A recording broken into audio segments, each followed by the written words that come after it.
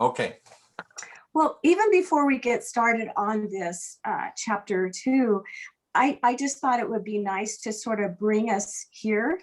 And so if you all just take a deep breath in, a long, slow exhale out, and relax your shoulders and uncross your legs and let go of the outside world and come into your inside world. So letting go of Tucson and your home and your room and the chair you're sitting and the breath you're taking and the beat of your heart and your vital essence, coming into that and being open with heart and mind to what Julia Cameron has to offer us and remind us of how to be a good listener. And really, to be a good listener means to be, to quote in the book, a great person, and certainly a person that shows love and compassion, because we all know that listening to others can take a great deal of patience, and sometimes it's hard to come by. But anyway, so with that little opening, I wanted to ask, what did you hear this week? Which is a big question, but you'd have to zero in to like one thing that you might like to share.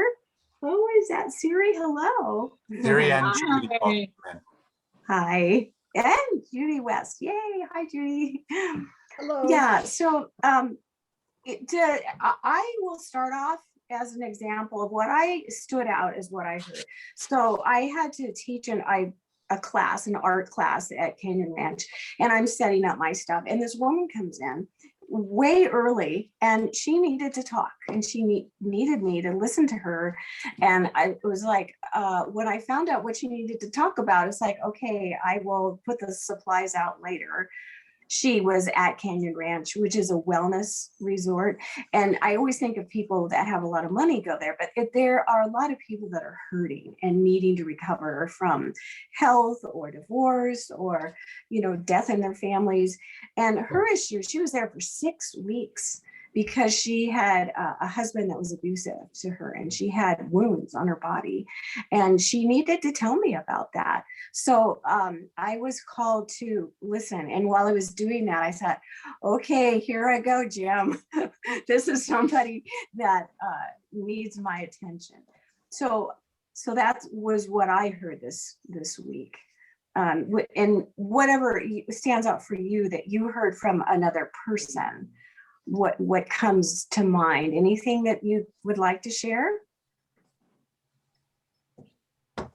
Friday morning when I was walking, I heard a woodpecker. Nice. Sign of spring. Yeah. And your question again was what? Just what did you listen to this week? As you were purposely listening, what did you hear? Listening to other people. Yeah. Conversations. Which is good because next week you're going to be doing that even more directly. So get ready for it. Can't be a problem at all. In my line of business, or what I've been doing for the past almost really 11 years, being a member of Toastmasters, believe me, you do a lot of talking, speaking, and listening. Mm-hmm. One of the key objectives about Toastmasters is you have to be an effective listener, whether it be verbal or non-verbal. So in my retirement, I've been more or less been listening a lot, not only to myself, but to others. And as you described, Nancy, about helping somebody out, there are sometimes people just want to be heard. Yeah. They don't need a solution. Yeah. They don't want an answer. They just want to be heard. The hard part about intentionally doing that, Juan, is you realize how much you didn't do it before you intentionally did it. And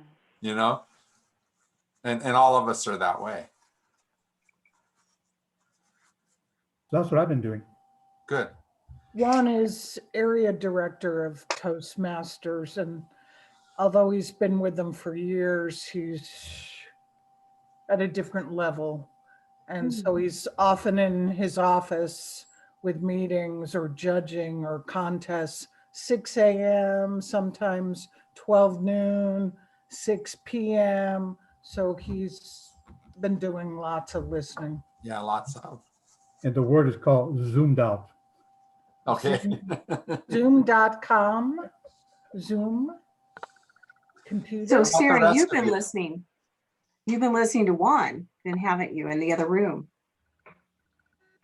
I hear his voice. I don't mind revolving my schedule around his because I like him.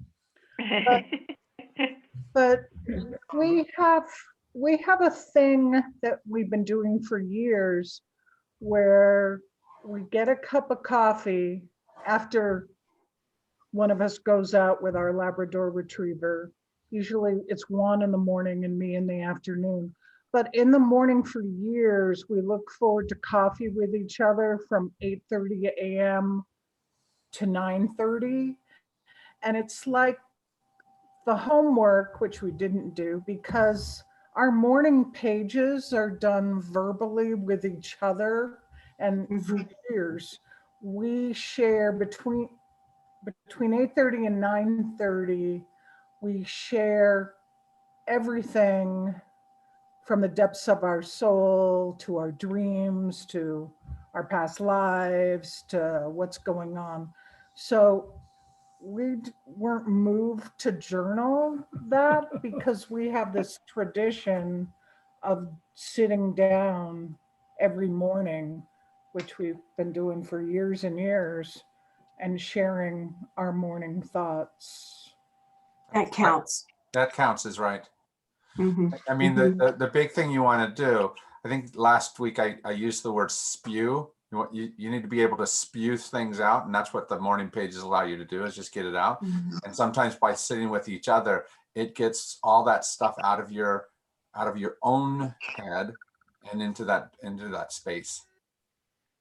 So Another thing, excuse me, during the morning, on the little conversations we have, we'll stop and we'll hear the doves cooing. yeah, We hear a woof. That's our dog barking saying, squirrelies outside eating the bird seed. So Yeah. we do Yeah. many things during our 1 hour transition. yeah. Up to you. Nice.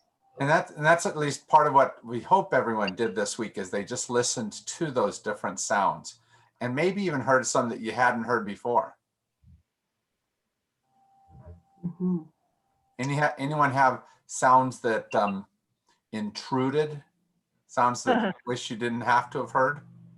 Yes, the leaking roof in my kitchen on Saturday morning. Yeah. Put a pan under the leak, and I didn't like that noise at all. Yeah, the drip, drip, drip that tells you that Yes, something's wrong. Yeah. For us, it also has to do with our dog, and it was actually this morning. Thursday morning is when our trash people come. Garbage, yeah. He barks. I think he thinks he chases them out of the neighborhood. But I was very aware of that noise, that intrusion of noise.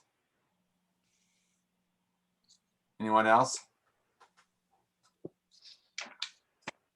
Yeah, there's somebody working next door. He's been working on the house there for a few weeks, and he parks his car out front, and it's near the front of my one of my bedrooms. And then it's kind of near the living room too. But anyway, it's not that close, but it's just close enough that I hear every time he slams the door. And sometimes it's just he's slamming the car doors again and again and again. And my computer's right by my front door, so it really comes through. You know what was really interesting, Siri, is that on Wednesday, somebody talked about a similar construction, but they talked about it very differently because it was construction in their house, not in their neighbor's house.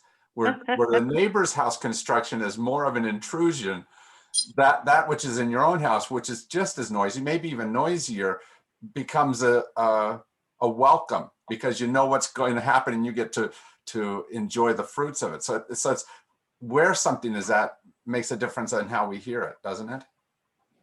Yeah, to some degree, although when I had roofers come and do some work a few weeks ago, it was pretty bad, and they were climbing up on the roof. I had to actually ask them if they would move down to a different part of the house because they came up right over where I was sitting, and I didn't really have other rooms I could go to while they were working. So, Yeah. yeah. Yeah. Mm. How about the rest of you? Sue, did you hear anything? I did. And I loved it because it took me way back many years, but What was that? I love to listen to falling snow. Ooh, hard to hear. If you listen to falling snow, there's a quietness that Yeah, just comes over the whole area. So beautiful. Mm-hmm. yes. Right. And when I woke up, I thought that it's so quiet this morning. It's almost like it's snowing. And it did. Guess There what? it was. I'm happy when I open the blinds. Wow. Wow. So yeah. Mm. I also have the one that interrupts. We have a big hedge of oleanders, and the birds are now singing. And I actually looked at my clock so that I could tell you. And they annoyed me because it was 6:20. And they were already singing away with their little chirp Happiness. chirp. And I wasn't ready for that to happen at 6:20. I'm not like Jim, who gets up and has meetings at 6:30 in the morning. But Or one. Yeah, to each his own, you know. yeah. I'm telling you, some of those voices at 6:30 in the morning are pretty intrusive too. Just like you know. Yeah. Oh, I know another sound. My neighbor has had the same car for 17 years. So I don't even have to look out the window when I hear the car leave the cul-de-sac. But Saturday she got a new car. Oh. And I said to her, I've got to learn the sound of your new car so that I know when you're coming and going. We protect each other, you know, her and Ted and I. So anyway, that's my new sound for this week is her new car. So Lovely. Mhm.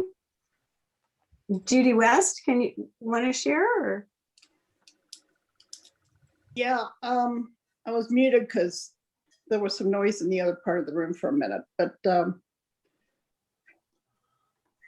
I think like I'm trying to get my thoughts together here.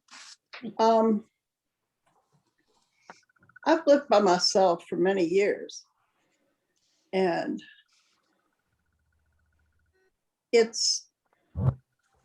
I'm really enjoying sharing space with Joyce. And we have been having some discussions, especially in the evenings, where we go deep into like feelings and philosophy and just how we're going to do things. And there's like so much that needs to be done. So I actually do I write in a journal every day, but I don't do it first thing in the morning because I've got other things like Ginger needs to go out to pee first thing in the morning. But I've been like writing down at the end of the day all the things we accomplished that day, because if I write down in the morning what needs to be done, I just will be overwhelmed. So I write at the end of the day what we did, and it's like amazing what we're getting done each day. And then the other morning I was out with Ginger in the backyard, and I have a nest of, I call them black cardinals because I cannot pronounce or spell their proper name, and I don't want to. So they're black cardinals. And they have a nest in a mistletoe bush, in a mistletoe thing right in a tree right behind here. And I think I heard the babies the other morning. Oh. So that was pretty exciting too. But it's so quiet up here. You know, it's like, I love it. It's like there's no houses right around me or anything. It's just, you don't hear anything. So it's just kind of, it's really just getting used to all the new sounds and the new new relationship, deep friendship developing, going to an even deeper level than I've gone with anyone in a very long time. So it's just been a very, very deep experience. So are you saying that it's a different sort of listening when you're in an apartment complex next to Swan Road than when you're in a house with only one other person in a relatively more isolated space? You're saying it's different listening? No kidding. Yes, it's very different. And having someone, it's a large house. It's like the bathroom. My bathroom here is the same size as my bedroom was at the apartment, literally. So it's like, I have this huge walk-in shower with another whole part of the room is the toilet. Another whole part of the room is the vanity area. And then there's a big door with all glass so that you have all this light coming in all the time. And it's just like, wow, it's just all this wonderful space. And so, yeah, it's totally a different experience. And I'm just savoring every moment of it. And you don't have, and I don't mean this as the pejorative it's going to sound like, and you don't have you have a different noise coming in. Like the noise of a roommate comes in sometimes as a wonderful song, right? That you didn't have before when you were in a space by yourself. If I'm interjecting, just mention one thing. There's also another item that's called guarded listening and unguarded listening. Now, what you mentioned about your roommate coming in, that's unguarded listening because you know who it is and you heard those footsteps coming toward you. Guarded listening is when you don't expect anything of what you're going to hear, but you don't know what the sound's going to be like. So you go in what they call a guarded listening position or situation, whether it be verbal or non-verbal. So that's one of the things I've learned throughout my time with Toastmasters is there are various types of listening to yourself, listening to others. Yeah. And more important, just listen to everybody. But the important thing is listen. Yeah. But it's interesting too, because I was here, she went out one evening and I was here by myself and I heard this like knocking sound. And I thought, there's somebody else in the house. What's going on? So it's like, I was like, what is going on? And I asked Joyce about it. And she says, oh, the dogs have an automatic drink feeder thing. So it's like when the water feeds down into it, it gurgles. And Ginger just has a little bowl of water out. So it's like, I'm like sitting here. And now that I know what it is, I don't even notice it anymore. But in some ways, those are the kind of sounds you wanted to listen to this week too, so that you heard things that you've gotten used to not listening to, right? So that you're opening yourself up to all those things. The sounds that intrude, we talk about that intrusion. We also want to sometimes invite those sounds to be heard so that we hear sounds that we haven't heard before. And remember that they're around us. That's maybe especially true when it comes to our topic of the day. Nancy, do you think we're ready to move on? Yeah, I think we better, because I'm looking at the clock. Yeah. So our topic today is listening to other people. And how many have figured out that sometimes other people intrude with their voices as well? Right? Sometimes in very unwanted ways. And how we choose to listen and how we open ourselves up to listening to all those voices around us is really important. So if you read nothing else in this section, read the pretty much the first piece of the chapter, which is entitled "The Music of Conversation," because she has a lot of very basic rules of what listening is. Right? And she talks about how there's two types of the listening outwardly and the listening inwardly, even as you're listening outwardly. And it's the conversation between those two voices that helps you hear really well. She talks about how we have to be alert listeners, And we have to, take time to listen and hear that other person in different ways. And she says, if we do that, it leads to true intimacy, right? So that we're hearing deeper into each other's souls. She talks about listening with our heart, and in that practicing empathy in our hearing, right? So that we're truly trying to understand what it is the person is saying, not just let it into our ears. Because if you're like most of us, maybe some of you haven't, but if you're like most of us, you've sat and listened, but didn't really let it penetrate you much. Maybe you were even just trying to hear just enough so that you could get your good words back and respond to them. That's a very typical thing to do, but what she's asking us to do is much deeper listening to each person. And this first section, the reason I like it so much is she puts all this stuff right together, because then she goes into this long section of all these different people that she listened to and why she listens to them. But this one right here kind of summarizes the ways that she's listening.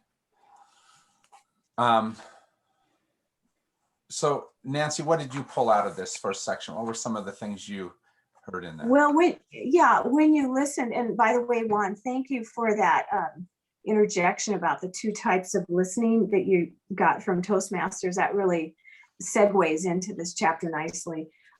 It's not just words, it's their body language, it's their tone, it's the pitch of their voice, and their, by body language, their face. Sometimes my husband, believe it or not, can be very sarcastic. And I figured it out, but my parents, I remember when he was being sarcastic, I have to explain, no, he's kidding. So it's not just the words, it's the voice, it's the body language. And so I definitely could connect with that. And then she goes on to talk about believing mirrors. Should I touch on that now, Jim? Yes, absolutely.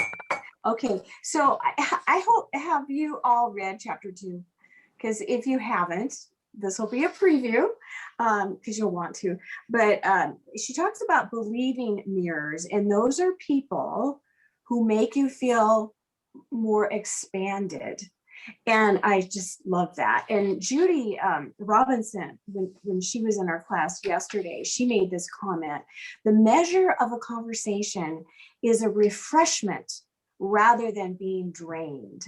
So you feel this refreshment after being with someone. You're heard, you listen, it's a seesaw, it's a do-si-do. It's not like if we weighed the amount of words, if theirs is way up here and yours is way down there, it's hard to feel refreshment. So if you can bring that up a little bit, that always changes depending on what's up for each other. But I think that was a beautiful description, a refreshment rather than a draining. And then another person yesterday said, no need to worry, no need to hurry, God is already there. And I like that too.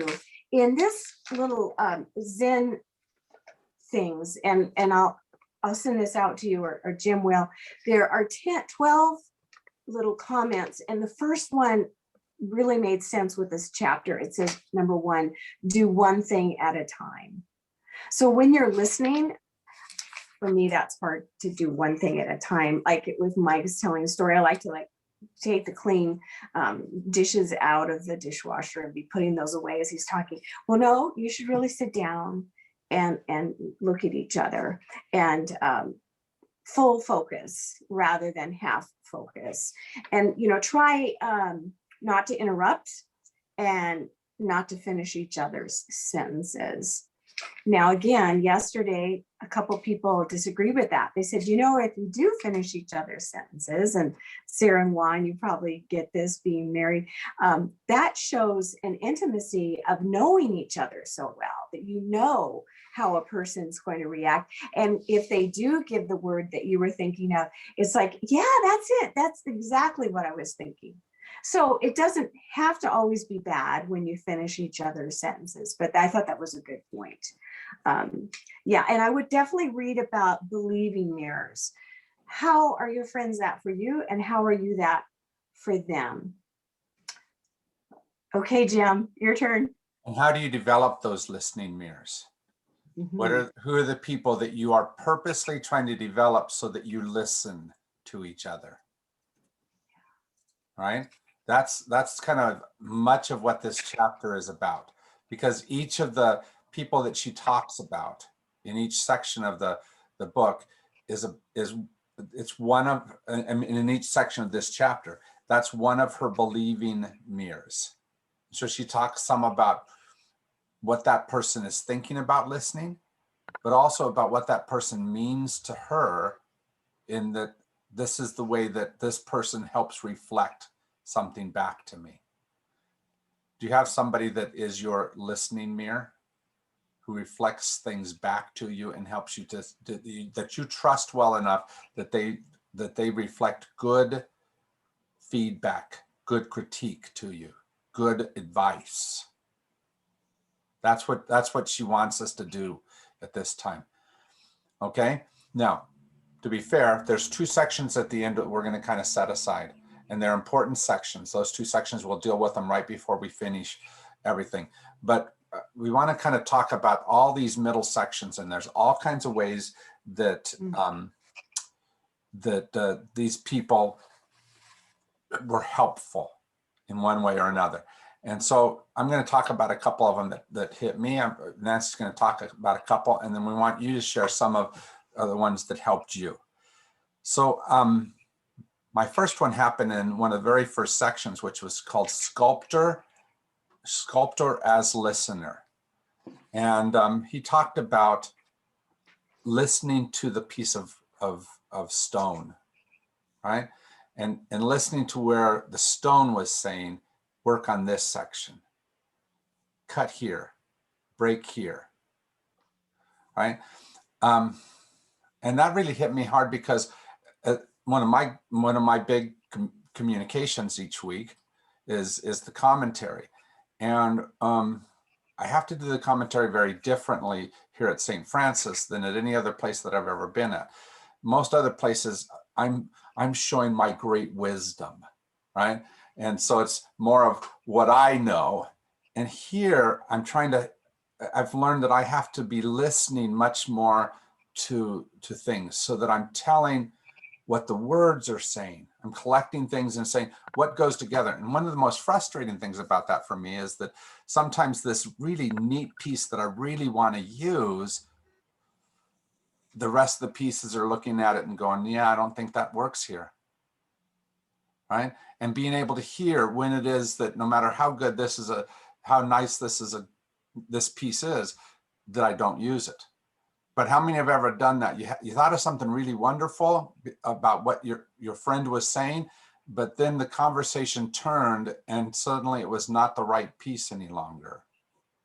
And if you're broken in right ahead, you would have missed that other person's point. And so are you listening to the sculpture? Are you listening to the way that the conversation is drawing you forward? So I liked that section a lot.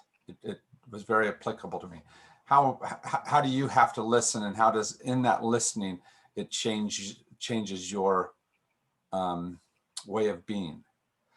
That came out a little bit later in the section about the novelist, where it said that the novelist said, I write conversation all the time. That's part of my job, is to write conversations, and I get to control it.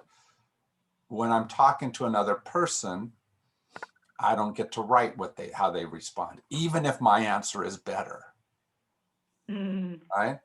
And so how do we listen to hear what their answer is? And I think it said something along the lines of, rarely does that other person answer in the same way we would have. Right? How do we allow that to be okay? That we hear what that other person is saying and where they're drawing the conversation. And the try this for that said, don't hijack the conversation. And isn't it easy to do that and bring it in no, let me say it differently. Isn't it easy to see when that other person does that? right? When you're going in a certain direction and all of a sudden they steer it off to the right, and suddenly you're in a different place than where you wanted to go. And I'm sure they feel the same way about you sometimes. So those are a couple of the places where I this section really hit me. Nancy, were any of those listening spaces that you heard better or worse? Yes, but I did want to say something, Jim, and I love disagreeing with you Yes. as your sidekick in this thing. I appreciate your wisdom in your sermons. So just don't forget that we do like to hear that. I know what you're saying, that, you do have a Bible in one hand and the newspaper in the other. And if you had a third hand, it would probably be this whole COVID year. And you're so needed to help with people's depression, although there is hope in the air now, and there's a whole spring is coming, and I do feel it. I feel it in the air with seeing the lizard and hearing the music and just listening to neighbors. And yeah, but I do appreciate when you have something, just your own personal experiences that you share. So I just wanted to throw that in. And it's not, I'm not saying that I shouldn't do that. It's that I have to listen to say, is this my own experience, is this the right time and the right shape? Right. And all it's listening to all that stuff so it goes into the right space, Right. so that I just throw it in there. I understand. Good story. Well, on page 92, if you have your book, it says actor as a listener. And in a previous life, my degree was in theater, and then I went into art as master degree later. But so I did a lot of acting in the community. And as an actor, you have to listen to the other actors on stage, or you're going to get lost. You're not going to remember what's your next line because you cue off of each other. And that's really vital. And as you're listening to that other actor, the audience is doing that as well. They're kind of watching you without knowing they're watching you. And so as you're listening, they do too. And then if they lose their place, you're like in deep trouble because you've got a line coming up and it comes off of what they've said. Well, in real life, it's not quite like that, but there are times when we take cues off of other people.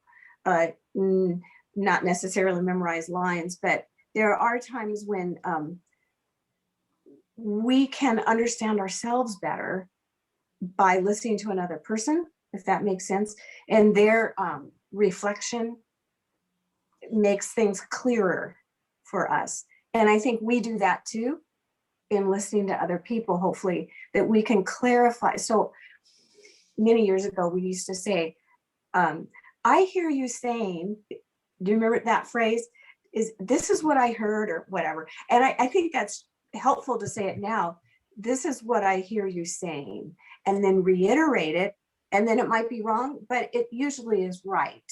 So if you're able to say that, they know you're listening, and that's a loving thing to do.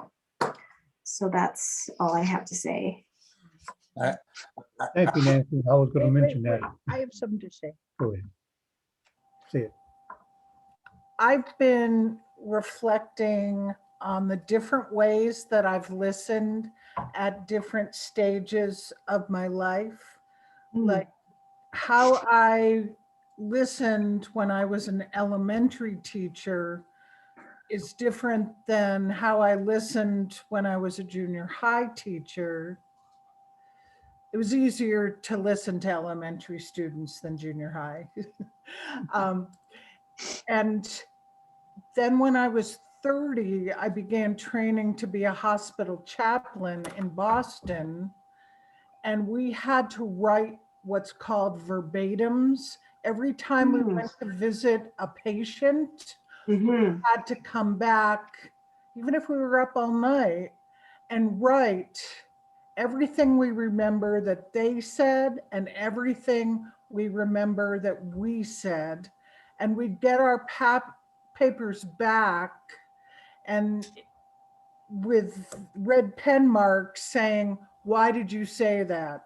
Did you need to respond? Was that helpful to them? And if you're on a hospital floor for a half a year or a year, it becomes really intense. So I think I listened really well as a chaplain, but not always as a person. Mm. It's a very different thing when I was doing a job. Yeah. And then in my private practice, when I was a counselor, there was a very different listening because people would look for advice.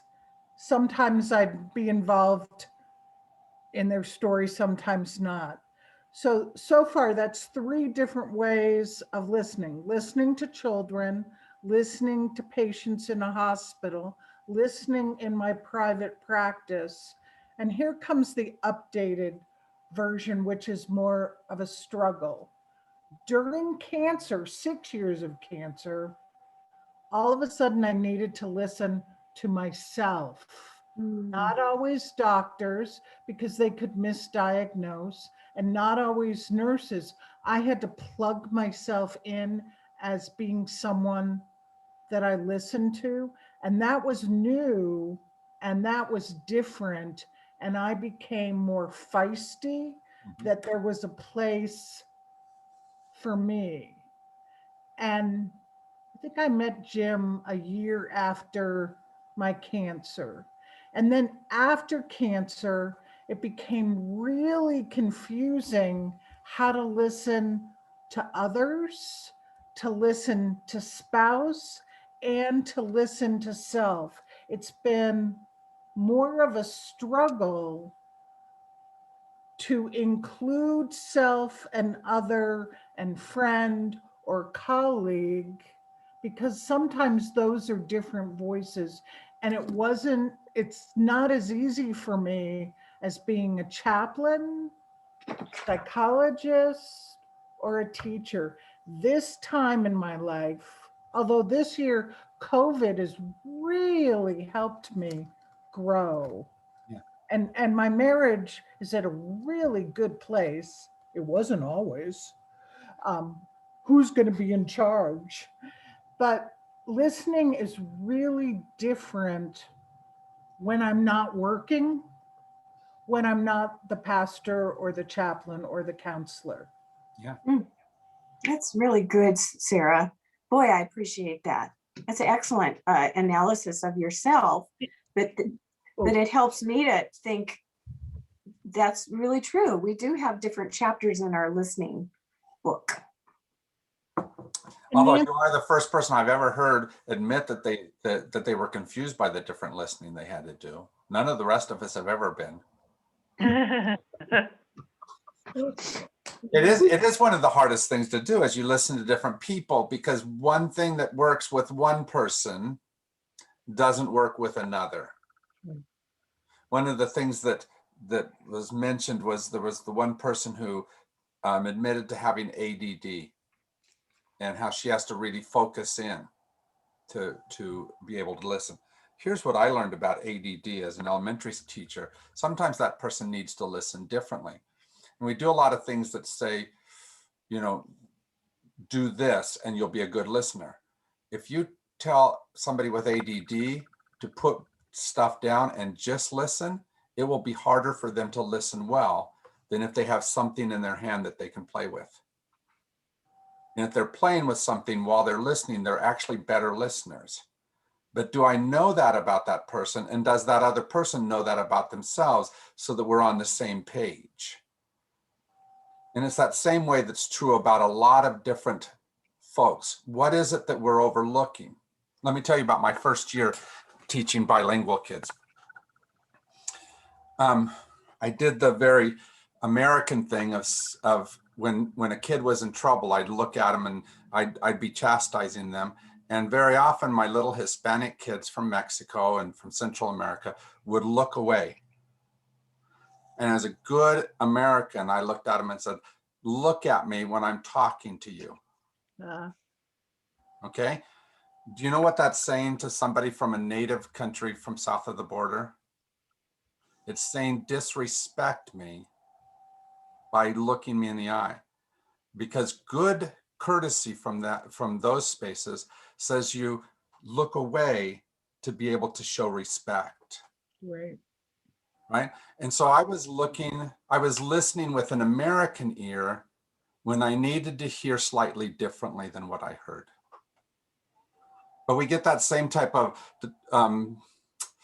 wrong listening sometimes when a man listens to a woman, or vice versa. We get that when a rich person listens to a poor person. We get the same type of thing across any type of line we have in our society, to where we don't quite hear the same way. And we have to figure out who is this person, and how do I need to listen to them? Go ahead, Ed.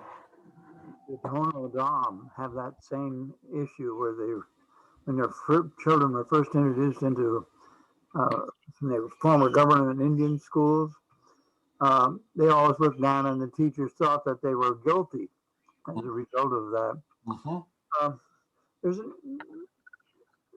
The sex is, men tend to listen to women as if they're being asked to solve a problem. Mm-hmm. And come back with an answer, solution. And women don't. That's not the way women are talking. They're looking for connection and empathy. Yeah.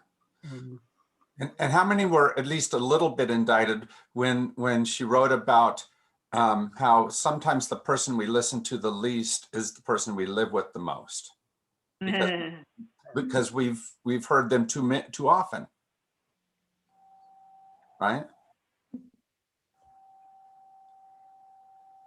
What else came out of these sections for you? What stood out? I'd like to go back and talk to Nancy about the the conversation with another person, the interpersonal communications. And you're so right, because you need to give them feedback, like during the conversation, let me see if I understand what you're saying, and then get that feedback to make sure you're on track. Because many times people have conversations and walk away saying, what I said is not what I meant. That is so true in many, many conversations. And matter of fact, it breaks up a lot of relationships. That's not what I meant. Mm-hmm. Thank you, Nancy.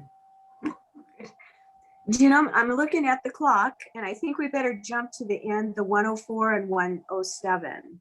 And Sarah, you'll be glad to know that on 107, it says taking our own advice. So what you were just mentioning, I think that will ring true for you, that section. Jim? Yeah, so let me start with the section just before that, because those last two sections take it in different directions. Where the others are listening to this person, this type of person. These say two things in particular. The section that's entitled, When Listening Tells You Not to, what it's specifically saying is that you don't have to listen to everybody every time. And in some ways, we almost feel like we have to, we should, but it is not wrong, as those sounds intrude, to sometimes draw boundaries and say, not today, not in this moment. This isn't good or healthy or right for me. So let me give you an example of that. Not that I said no, it's just a big intrusion. So I have a nephew named Spencer. He lives up in Mesa area. And his senior year, they took a trip over Easter break and went to San Diego, I think it was. And as I'm getting ready for Easter Sunday morning, or I should say, as I'm sleeping after having gotten ready, because it's Saturday night leading into Sunday morning, all of a sudden I get a call from Spencer and said that their van went off the side of the road about 30 miles from Yuma, where I was living. And he said, can you come get the kids and the other kids and me, and so we can get home. So I called up someone else. We made a couple of trips over there, brought them back to the church. It's like 2, 3 in the morning. I got a 6 o'clock sunrise service. It's an intrusion. And you have to decide in that moment, how much do you let it intrude? Or how much is it important that you do listen to that person? Now, the thing of it is that other person is often, you're going to want to let them intrude, but you don't always have to let them, right? It's sometimes fair to be able to say, I'm not going to give you permission to intrude in this time or in this way, right? So don't feel bad about that. Be discerning about when you're listening, when it's time to not listen. And you do that by tuning into how they're asking to intrude so that you can say, this is not the right thing to do. I have enough clarity about this that I'm not going to in this moment. How many can think of at least one person in your life that sometimes you might have to do that to? And don't look at the person who lives with you.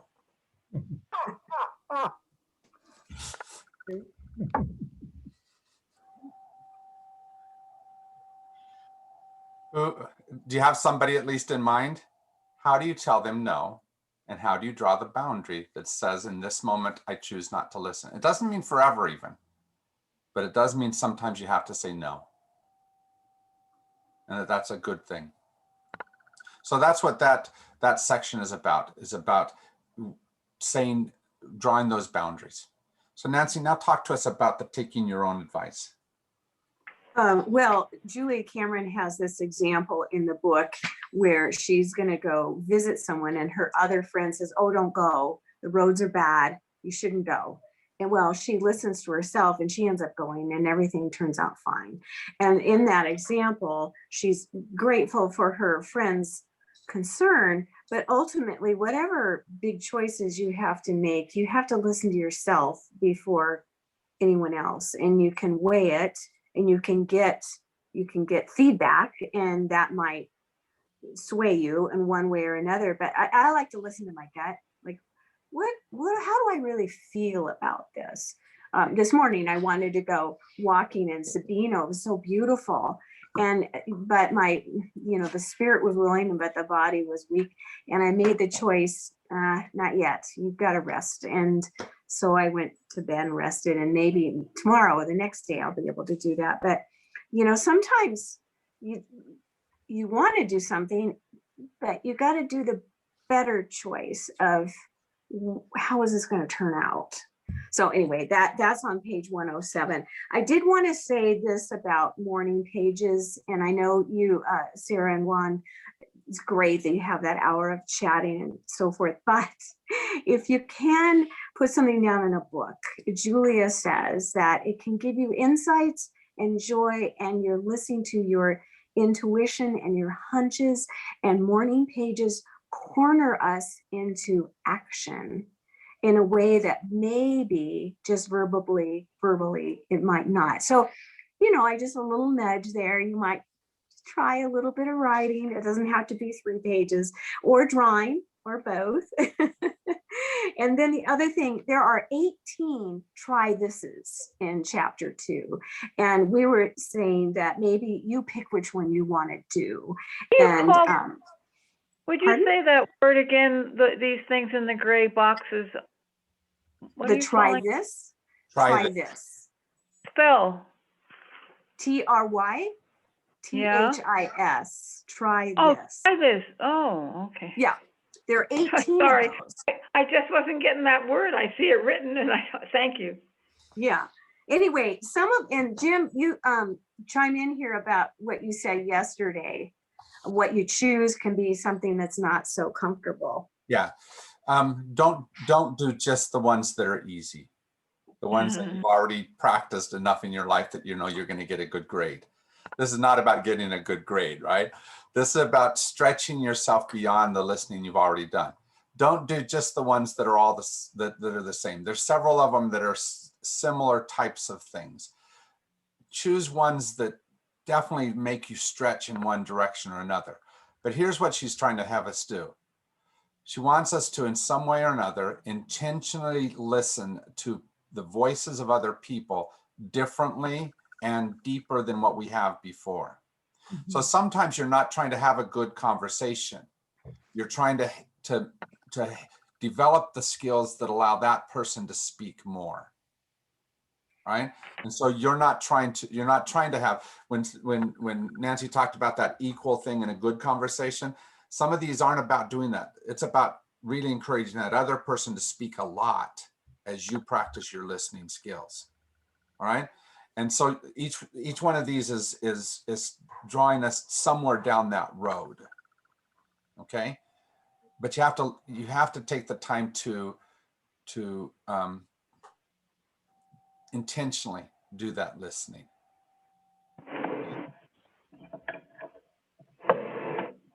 And go ahead. No, you go ahead. I was just going to say, and that takes us to week 3, and that's listening to our higher self. And I read it and you'll enjoy it. So that is coming up, is on page 113. And listening to that still small voice, which I know you all do, but it just reiterates and reaffirms listening to that higher self. So I really think you'll enjoy reading that. And then when we get back together next week, we look forward to sharing those try this that you did and sharing that with us. And then what are your thoughts about listening to our higher self? That'll be the focus for next week. And in between, I wanted to mention that Julia Cameron was interviewed at a Banton bookstore in Vancouver, Canada, and they're going to have a whole interview online. So if you go to Banyan Bookstore in Vancouver, Canada, she's there, and she reiterates a lot of the book, but you'll enjoy seeing her. So that. Well, let me go to an image that we haven't talked about much, but you did a lot of talking in the chapter about it, and it was about her phone and how the phone Yes. and how typically it made conversation very difficult to do. That's an important image because conversation is often like that phone. We don't hear each other perfectly. That person is saying something and we're hearing something very different. Sometimes because of our experience, sometimes because of our mood, whatever it happens to be. And so sometimes it's because they are intruding with whatever they're saying. So our job is to be very intentional and invitational about letting that other voice come in some way or another. Not because it's a perfect voice to listen to, not because whatever it is that they're trying to share is something that we necessarily need, but because we're trying to develop as better listeners. So how did you listen this week intentionally so that you could be a better listener? How did you hear the intrusions and invite them to be heard? You have just a couple minutes to go. So who would like to share real quick? Real quick, I can give you a quick one here. As an effective listener, number 1, show an interest if you want to listen. Person wants to talk to you about something. Number 1, put away that cell phone. Put it away and hum or turn it off. Show an interest if you are willing to listen. Don't fidget, look away when they're talking, and toward the end say, is that it? How many times have you been in a conversation like that? Is that it? Okay, and walk away. Are you an effective listener? I don't think so. To be an effective listener, you've got to be silent, take in what's coming in, and once again, stop and break. This is what I think you're trying to say, or this is what I'm hearing. Give the feedback back to the speaker. And in that sense, you both have a two-way communications and you understand each other. To be an active listener, you got to pay attention. Excellent. Yep. Judy Robinson and I were at Starbucks this morning and we were practicing. That's all. She's a good one to practice with because she is one of the least judgmental people I know. So even if you say something really stupid or out of line, she'll still listen to you, won't she? I also noticed when I when I'm in more pain or when I'm really tired, I listen differently than when I am on top of my game. If Oh, I'm yeah. really, really tired, I'll tell someone, look, if I sound snarky right now, or I sound out of sorts, Right. it's not you, it's, I just really don't feel well. And so I'm just not going to be 100% on my game right now. It's like, this is where I'm at. So you know where I'm coming from. Yeah, that's at least part of what I think she meant in that section about when not to listen. Sometimes you just have to say that right now I am not going to be a good listener. Good point. I resonate. Pastor Jim taught me many things, but he taught me not to talk when I have a migraine, when I don't feel well, when I'm tired, when I'm in a hurry. Because I used to try to talk to him during all those times and it didn't go well. Big lesson, I'm serious, really. And I think we all have to figure out those kinds of things about our own listening. So thanks, Judy. That was important to me, what Yeah. you just said. Really important. Anyone else? Well, that outline that Sarah gave about the different ways of listening throughout her life, I found that really meaningful today. Good. The good news is you don't have to figure out all the different ways to listen by yourself. That's what listening mirrors are about. You know, use the people around you to help teach you how to Yes. listen differently than you do. Because we all have our strengths and our weaknesses around listening. And Like that listen to learn and learn to listen saying that was in one of the little places here. yep, absolutely.